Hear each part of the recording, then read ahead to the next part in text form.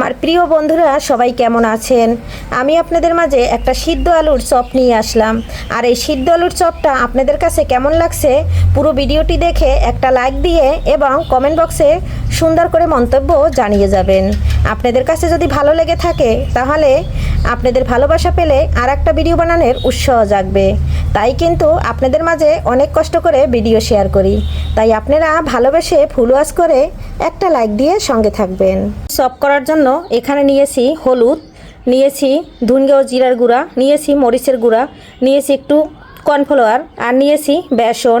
আর এটা কিন্তু হাতে তৈরি করা, আমি ঘরে তৈরি করে শুকিয়ে রেখেছি। এখন এখানে আমি দিয়ে দেব, এখানে দিচ্ছি আদা পাউডার, এখানে দিচ্ছি পেঁয়াজ পাউডার।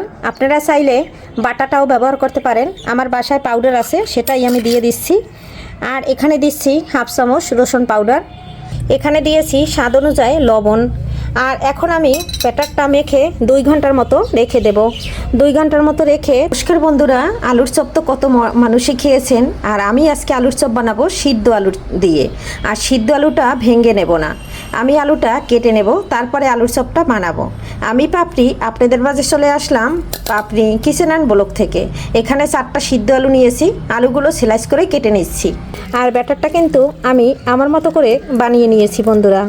এখানে আমি নর্মাল টেম্পারেচারের জল দিয়েছি, কারণ শুকনো উপকরণ এটা আমি ফ্রিজে রেখে দিয়েছিলাম, তাই দেখা যায় যে অনেকটা জল টেনে নেবে। এখন ভালো করে হাত দিয়ে মেখে নিচ্ছি। আমি সব সময় হাত দিয়ে মেখে নেই, আমার কাছে সেটাই সুবিধা মনে হয়।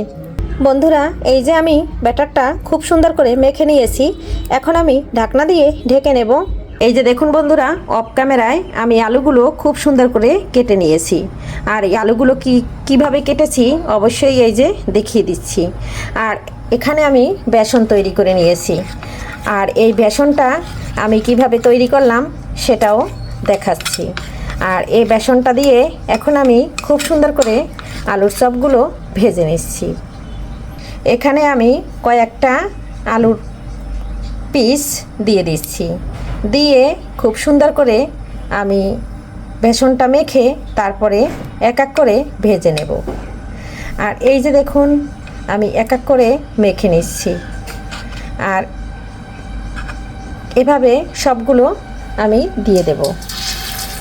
এখানে একটা দিয়ে দিয়েছি বন্ধুরা, আরও একটা দিয়ে দিয়েছি, এখন আমি আর একটা দিয়ে দিচ্ছি। এখানে দেখুন কতগুলো দিয়ে দিয়েছি। এই যে দেখুন কত সুন্দর ভাজা হয়েছে বন্ধুরা। একবার হইলেও এভাবে আলুর চপটা তৈরি করে আপনারা খেয়ে দেখবেন যে কতটা টেস্টি, কতটা মজা। আর এটা কিন্তু একদম ঝামেলাবিহীন আলুর চপ। আর আমি খুব সুন্দর করে উল্টে পাল্টে ভেজে নিচ্ছি।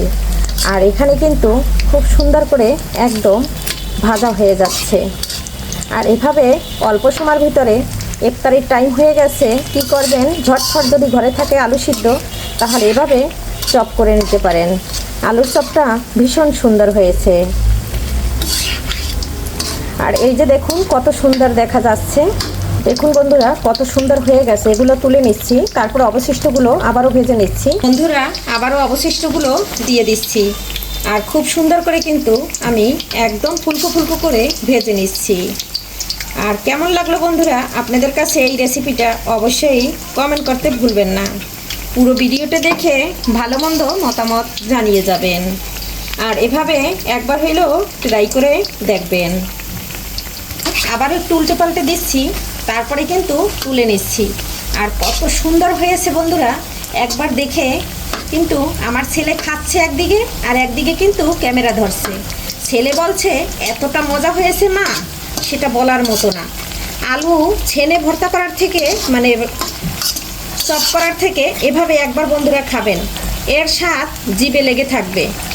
আলু ভর্তা করতে মাখতে তো অনেক সময় লাগে, আর এভাবে সব ধরনের মশলা বেসনে দিয়ে আর যদি এভাবে সিদ্ধ আলু ফ্রাই করে নেওয়া যায়, চপ করে নেওয়া যায়, তাহলে দুর্দান্ত লাগে খেতে। বন্ধুরা, সবগুলো আলুর চপ ভাজা হয়ে গেছে, দেখতে যেরকম লোভনীয় হয়েছে, খেতে কিন্তু বন্ধুরা অপূর্ব লাগছে। আর এভাবে একবার হইলেও বানিয়ে খেয়ে দেখবেন। সবাই ভালো থাকবেন, সুস্থ থাকবেন। আগামী ভিডিও দেখার আমন্ত্রণ জানিয়ে এখানে বিদায় নিচ্ছি। বাই।